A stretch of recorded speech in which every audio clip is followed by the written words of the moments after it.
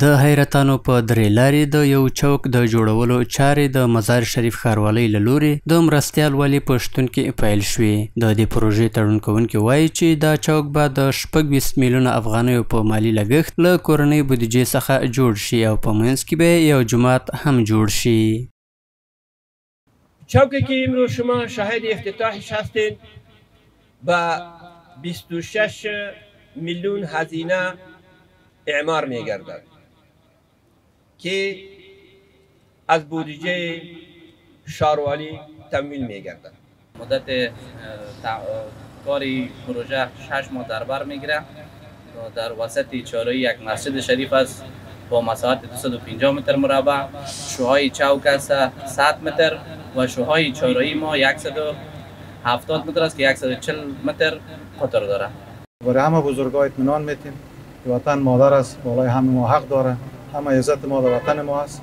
ان شاء الله ما با وجه احسن این پروژه را ان شاء الله به وقت و زمانش به اتمام میرسانیم.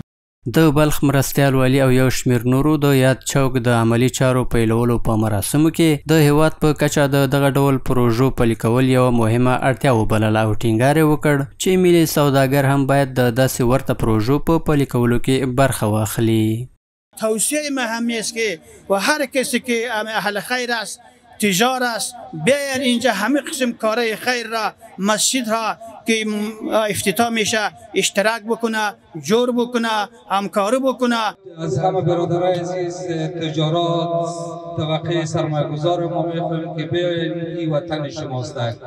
در هر وطنی که برین برادرای عزیز اوجا شما بیگانه هستین، به شکل اجنبی برای شما میبینه و هیچ وطن شما با وطن خودتان نمیشه.